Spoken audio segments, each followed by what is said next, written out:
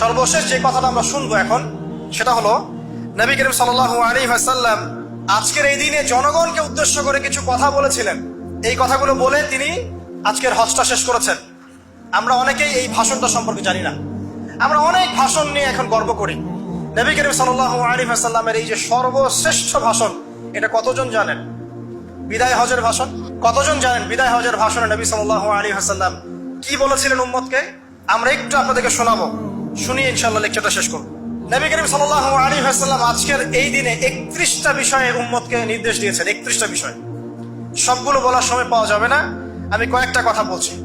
খুব ভালো হতো যদি আমি অ্যারাবিকটা বলার পরে বাংলাটা বলার সময় পেতাম। আমার হাতে 5 মিনিট সময় আছে, কারণ অ্যারাবিকটার যে ভাব গাম্ভীর্যটা বাংলা আসলে আসবে না। তারপর আমি চেষ্টা করছি। নবী করিম সাল্লাল্লাহু আলাইহি ওয়াসাল্লাম সবার সামনে দাঁড়িয়ে দীর্ঘ 23 বছর অক্লান্ত পরিশ্রম করে দাওয়াতি মিশন কমপ্লিট করার পরে সবাইকে সমবেত করে একটা হজ করলেন। হজ করার পরে তিনি গুরুগম্ভীর কণ্ঠে বলছেন, হৃদয়ের সমস্ত আবেগ বের করে দিয়ে বলছেন, হে জনগণ, আইয়ুহান নাস, হে জনগণ, আমি জানি না আজকের পর তোমাদের সাথে আমি কখনো মিলিত হতে পারবো কিনা। একটু চিন্তা করেন, সাহাবীরা সামনে দাঁড়িয়ে আছেন, নবীজি দাঁড়িয়ে এই কথাটা বলছেন, হে জনগণ, আমি জানি না আজকের পরে আমি তোমাদের সাথে মিলিত হতে পারবো কিনা। অতএব যে ব্যক্তি আজকে আমার এই কথাগুলোকে স্মরণ রাখবে, সে যেন অন্যের কাছে এই কথাগুলো পৌঁছে দেয়। হতে পারে যার কাছে পৌঁছে দেওয়া হচ্ছে সেই এই কথাগুলোকে বেশি সংরক্ষণ করতে পারবে।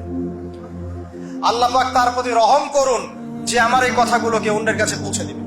নবীজির ভাষণ। এরপর নবীজি বলছেন, জেনে রাখো নিশ্চয়ই তোমাদের পরস্পরের, মুসলিমদের পরস্পরের সম্পদ, পরস্পরের রক্ত, পরস্পরের এই যে জান মাল ইজ্জত, এগুলো একে অপরের জন্য হারাম।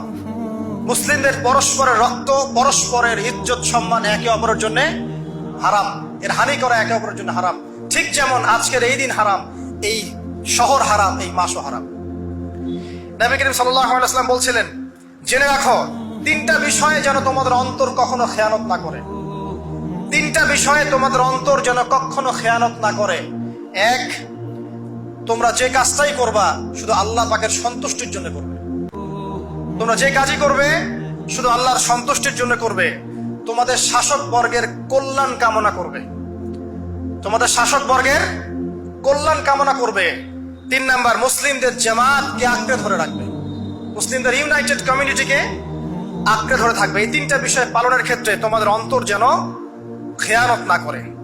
এদিন সূর্য ঢলে যাওয়ার পরে নবী সাল্লাল্লাহু আলাইহি ওয়াসাল্লাম আরো বললেন, শুনে রাখো হে মানব জাতি, এটা ভালো করে শোনেন, শুনে রাখো হে মানব জাতি, নিশ্চয়ই আমি মুহাম্মদ সাল্লাল্লাহু আলাইহি ওয়াসাল্লাম জাহেলি যুগের যত কুপ্রথা আছে সমস্ত কুপ্রথাকে আমার পায়ের তলে পিষ্ট করে গেলাম। জাহেলি যুগে কি ছিল ভাই? শিরিক ছিল, সুদ ছিল, মাদক ছিল, নারীর অবমাননা ছিল, কন্যা সন্তানকে দাফন করা হতো, রক্তক্ষয়ী, হানাহানি, মারামারি, কাটাকাটি ছিল। এগুলো সবকিছুকে আমি আমার পায়ের তলে দাফন করে গেলাম। এটা কি দাফন হয়েছে? তিনি বলছেন, নিশ্চয়ই আমি জাহেলি যুগের সুদকে আমার পায়ের তলে পিষ্ট করে যাচ্ছি। সর্বপ্রথম যার সুদ আমি পিষ্ট করছি তিনি হচ্ছেন আব্বাস ইবনে আব্দুল মুত্তালিব, আমার চাচার সুদ। নিজের পরিবার থেকে দৃষ্টান্ত স্থাপন করলেন।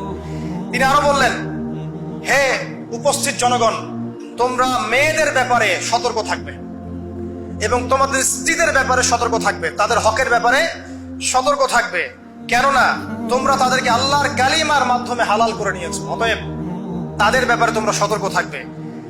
তোমাদের উপর তাদের হক হচ্ছে তোমরা যা খাবে, যা পরবে, তাদেরকেও তাই খাওয়াবে, তাই পরাবে। আর তাদের উপর তোমাদের হক হচ্ছে তারা তোমাদের বিছানায় এমন কাউকে আসতে দিবে না যাদেরকে তোমরা অপছন্দ করো। নবী করিম সাল্লাল্লাহু আলাইহি ওয়াসাল্লাম আরো বলছেন, এই দিন আইয়ুহান নাস, হে মানব জাতি, তারাকতু ফিকুম আমরাইন, জেনে রাখো আমি তোমাদের সামনে মাত্র 2টো বস্তু ছেড়ে গেলাম। কয়টা বস্তু? লান তাদিল্লু মা তামাসসাকতুম বিহিমা, তোমরা কোনোদিন পথভ্রষ্ট হবে না যতদিন এই 2টা বস্তুকে আঁকড়ে ধরে থাকবে। কিতাব আল্লাহ, আল্লাহর কিতাব, ওয়া সুন্নতে নবীহি, এবং তার নবীর সুন্নাহ। তিনি আরো বললেন, আল মুসলিম, জেনে রাখো প্রকৃত মুসলিম সে ব্যক্তি, মান সালিমাল মুসলিমুনা মিন লিসানিহি ওয়া ইয়াদিহি, যে ব্যক্তির হাত এবং জবান থেকে অন্য মুসলিম নিরাপদ থাকে সেই ব্যক্তি হচ্ছে প্রকৃত মুসলিম। আল মুহাজির, আর প্রকৃত মুহাজির সে ব্যক্তি, মান হাজারা মা নাহাল্লাহু আন, আল্লাহ পাক যা নিষেধ করেছেন সেখান থেকে যে দূরে থাকে সেই ব্যক্তির প্রকৃত মুহাজির, মানে হিজরতকারী। তিনি আরো বললেন, মনে রেখো আমি তোমাদের সবার আগে হাউজে কাউসারে চলে যাব, সুবহানাল্লাহ, এবং সেখানে আমি তোমাদের জন্য অপেক্ষা করতে থাকবো। অতএব শোনেন, অতএব তোমরা আমার চেহারাকে কালিমালিপ্ত করো না, মানে আমার চেহারায় কালিমালিপ্ত করো না, আমার নাম নষ্ট করে দিও না। আমি তোমাদের সংখ্যাধিক্য দেখে আল্লাহর কাছে গর্ব করব, আমাকে তোমরা অপমানিত করো না। আজকে কি আমরা তার দায়িত্ব পালন করে উম্মাহ হতে পেরেছি? নবীজি বলেছেন, তা আমার চেহারাকে কালিমালিপ্ত করো না, সুবহানাল্লাহ। তিনি বলছেন, ওই সময় কিছু মানুষ থেকে আমি মুক্ত হয়ে যাব, আর কিছু মানুষ আমার থেকে মুক্ত হয়ে যাবে। বলা হলো, কারা ইয়া রাসূলুল্লাহ? তিনি বলছেন, আল্লাহ পাককে আমি বলবো, ইন্নাহুম মিন্নি, হে আল্লাহ এরা আমার উম্মাহ, এরা আমার উম্মত, আমার সাহাবী। আল্লাহ পাক বলবেন, ইন্নাকা লা তাদরি মা আহদাসা বা'দাক, তুমি জানো না হে নবী, তোমার মৃত্যুর পর এই মানুষগুলো, পরবর্তী মানুষগুলো তোমার দ্বীনের মধ্যে কত বেদাত সংযোজন করেছিল।